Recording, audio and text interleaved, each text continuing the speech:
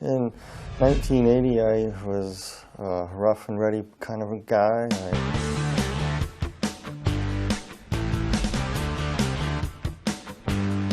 drank a lot and partied a lot, and I was moved to Tucson, Arizona, and I was working at a construction site, and one of the guys brought some water from Mexico that was contaminated. And I ended up drinking it by accident. Got real sick, contracted cholera, and within about 72 hours I was flat on my back and basically dehydrated. That's when I passed away. I noticed that when I passed on that, of course, I wear glasses and I'm very nearsighted. I noticed that, the first thing I noticed is that I wasn't wearing my glasses and I could see clearly across the room. And when I turned my head, I noticed that my body wasn't moving. And I was lifted right out of my body and hovered over my body, looking down at myself and looking around. And next thing I knew, I went through the ceiling of the room I was in, and I was transported into a very, very, very black, dark void.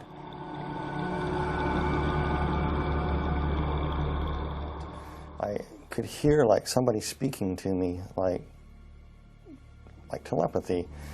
And it was explaining to me many, many things that I no longer remember, but most of the idea was explaining to you the whys of life, why there was evil in the world, why this, why, people have questions all the time. These were being answered to you as you were being transported to this light. And time you got to where the light was, you knew what happened. You know what's going on. You know what happened. You know you died. You know you're going to be judged. And everything as you're traveling, it's made so clear to you that what's happening is perfectly just and right. Oh yeah, I was going through the darkness and I was approaching the light there. And I noticed that on this rock, it was a big, huge boulder right out in the middle of this darkness. And there was a person sitting on a throne. And the individual that was sitting on it was emanating light. Very, very powerful, bright light.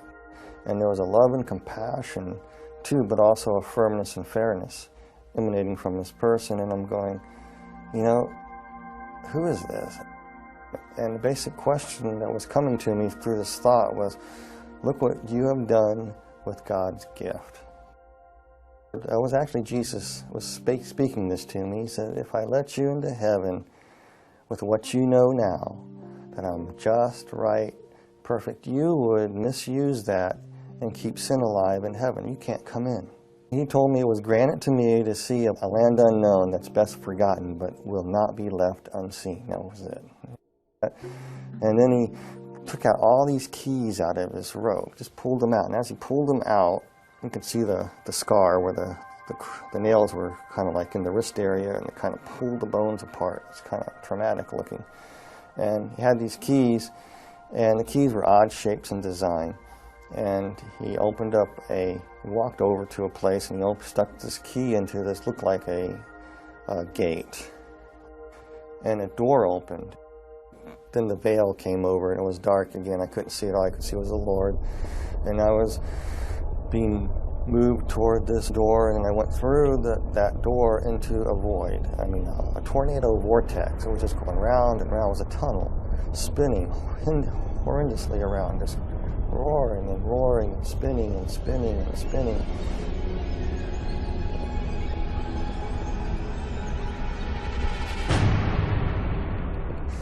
And it smelled horrible. I could hear these screeches and noises and sirens. The most thing I remember the most was slurping noises and screams, and I could feel heat, really hot heat. The next thing you know, I was falling through the sky. It looked like the sky, and I hit the ground. It kind of hurt, and I stood up, and I looked, and I go, where am I? All these people ran out, and some of them looked like people that were dead that I knew, and other people I knew that were not dead. And they come around me, slapping me on the back. And I said, they got there awful quick because the house looked far away, but all of a sudden they were there, slapping me on the back, welcoming me there. But something just wasn't quite right with them because they looked weird. They had yellow glints in their eye, and their eyes were almost reptile-like. I looked over and I saw what looked like my best friend turn into somebody else. And I said, hey, wait a minute, you can't do that. You're not who you say you are. Who are you? And then all of a sudden I looked around and I go, all these people around me are not people. They began to morph into what they were. They were ugliest creatures I've ever seen. Reptile-like, some of them, they were just god-awful, like rotting vegetables, and they were distorted and twisted, and then they were not perfect by no means. And they were just filthy, smelly creatures. And they were just starting to come at me like they're going to shred me to pieces. And one tried to grab me right across my chest, and the one tried to grab my legs. And while they're trying to tear you to pieces, they backed away, and this one that looked like my best friend earlier, who morphed into different people, came up to me. It was he was about 4'8", looked like a sort of half dinosaur, a reptilian type creature, and it was hissing and spitting at me, and was speaking in a language that I didn't know what it was saying at first. I was telling, and it was broken in English. It was telling me to come, follow it, follow it, follow it. So he motioned to me, and we took a few steps, and all of a sudden we were at the end of the horizon. That doesn't make any sense, but we came across to what looked like the end of the horizon. You couldn't go any further, and I couldn't understand what it was. And yet I could look out, and I could see all this vast fields and mountains. And then that creature stuck its hand in this horizon, and he ripped it open like a veil, and he stepped out of it up onto this road, and he telling me to come, motioning me to come. So I did the same. I just went ahead, and I got up, and next thing I knew, I was on a large, wide, dusty, flat road. I just came out of a cell, a cube. It was around 10 by 10 foot square. It could have been 14 by 14. That's what the dimensions were. And there was a cell next to it, and there was a cells above it, kind of set back, concave, so they're going up. And there were 6 of them to the roof of this place. And in the walls are embedded peoples in cells.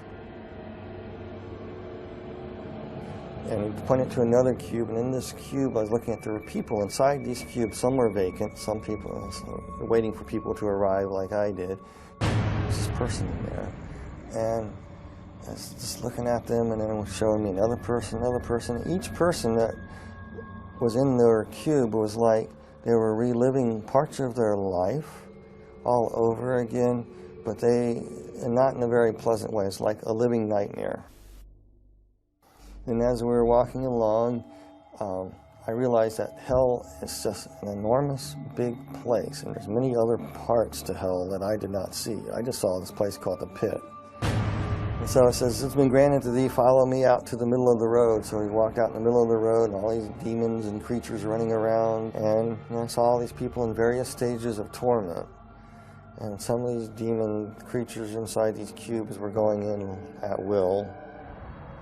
And they would be attacking people in various ways. But to the people, they look like other people, or times in their lives, or they look like demons. Whatever their worst nightmare was basically what they were living. We walked along to another cube, looked inside of another individual that was there, and it reminded me of an old sailing ship. And this guy used to be a captain of the ship, and he was being flogged. Things that he did on this old sailing ship, he did it for pleasure for these people because it was his ship, and he liked to be mean to his crew, and it was being meted back to him. I noticed this being, this creature looking at me. It was in a cube at first, and the person who was looking at this creature is one of those tall creatures with the faces that went around, but it was of a beautiful purplish color in a way, kind of a beautiful creature, but hideous at the same time. And with its faces revolving around, very seductive, very, very flattering, very, very persuasive. It would try to plant thoughts in your mind, trying to tell you, why would such a good God allow people to suffer like this? It was trying to get me to curse God. I really don't know who the demon creature was. I know he had great power and authority. He either was the second in command or he could have been Satan himself. This one vortex was spinning and a lady that had just died in a car wreck came through, and she was deposited right there. And I saw her as she arrived, and inside her cube, she saw it as the illusion of her grandmother's farm, her grandparents' farm that she loved so well as when she was growing up. And her grandmother recently passed away too, so she got in this cube, and immediately she thought she was in heaven because there was her grandmother waiting there welcoming her. The grandmother that was actually a demon that gave the illusion of being the grandmother said, "Dear Pudding, you made it to heaven. I'm so glad you're here." And she really thought that she was in paradise. But there was a darker side to her. She would make her children be what she wanted. Her children wanted something else. She wanted them to be this. And if they didn't do it her way, it was the fist. It was verbal abuse. It was cutting down. So as she sat down, I was watching it, and the tree's limbs just grabbed her. And then she realized she was not in paradise. And as we passed some cubes, there were people inside, and they were trapped in flames. And it was like their skin was still intact, but they were burning. And there was an individual, and he was playing pool. And this guy was a child serial killer, but he lived in the 1940s. But he was in this pool hall playing this pool before the punishments would commence again. He thought he had a break. And then these people in there would torment him and come and run and just grab him and tear him up. And out of the sky, I could see this big demon coming down. It reminds me of a snake. He just gobbled him and swallowed him. Then all the other little demons came up and said, "That's no fair. We didn't have our chance with him yet." Regurgitated him back up. He was whole. I know this sounds really bizarre, but that's what happened. Then all the other little demons, little teeny things, about 3 foot tall, just jumped on him. And he was powerless. And they were beating and clawing him. And there was no rest for this guy whatsoever after that. It was constant torment. Everything that he ever done was being justly put back to him. I came to a cube, and I was looking at this, and this was a woman. She was dressed in fine garb. She was a temple prostitute, basically what it was. And she was somebody who died in Corinth around 69 AD. For a price, she would have a newborn son. For some reason, their religion was some strange thing. When you have a newborn son, you can offer it into a statue, and there's flames underneath the statue. You put the baby on the statue, and basically the baby would be cooked. And here she is in this temple. There was no let up to her torment. It was almost like all the little babies that she burned that were hers and other people's were tormenting her, mocking her, pouncing on her, just crawling and tearing her up. And she just screamed, and I had to turn away and walk.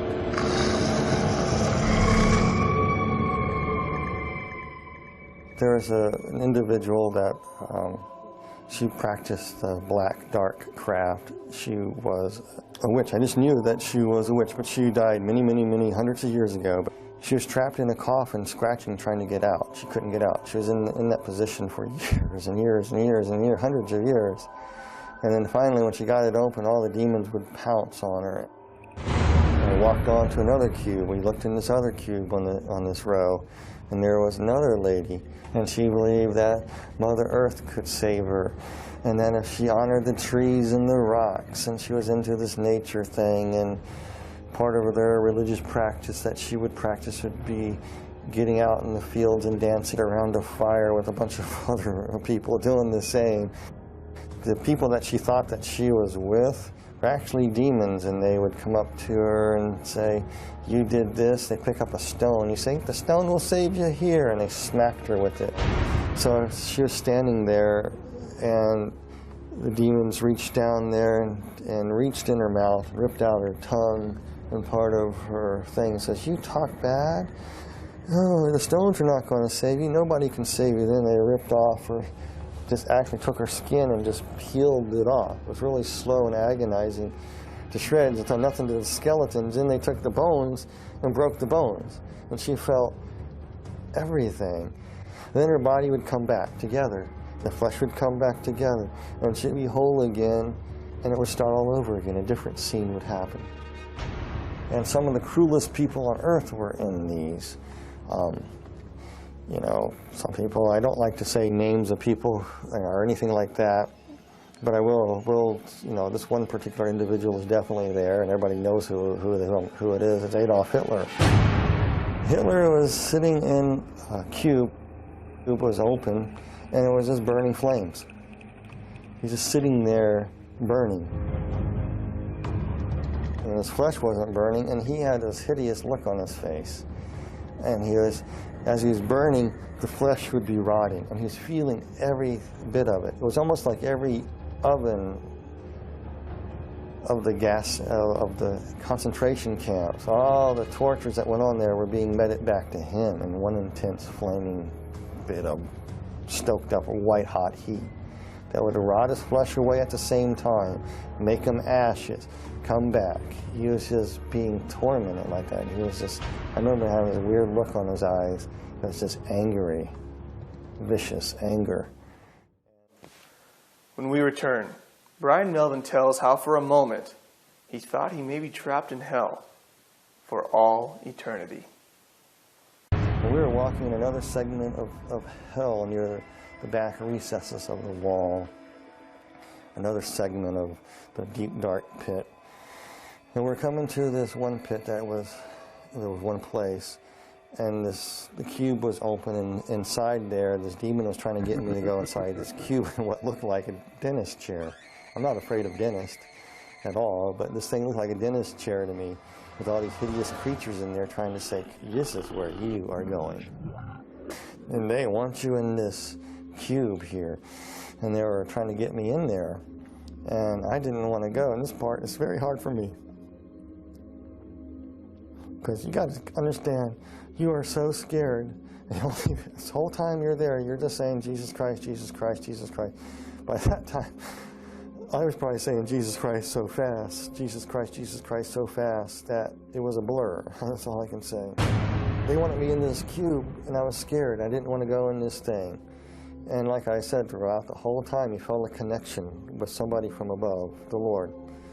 And then all of a sudden, you could feel something coming for you.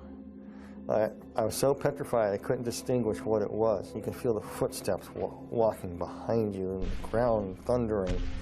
And as it closer, whatever it was walking behind me. And I was too scared to turn away to see who it was, because I didn't want these things to rush me and grab me. And all of a sudden, they started coming toward me. And then the presence got right behind me, and they all scattered. And that purplish, big, tall, demonic creature, the regal creature, kind of backed slightly away and kind of bowed and kind of walked out, just kind of slithered on into the mist, into the darkness of hell. And the Lord was carrying me up.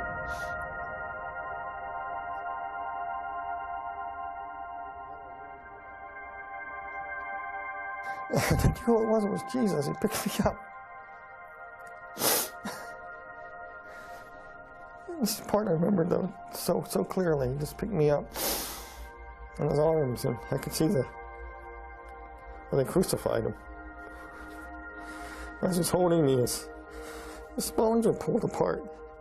He's saying, you pulled apart my bones. And he carried me. And kind of floated through the air and went through the center of the bottomless pit. I went straight up.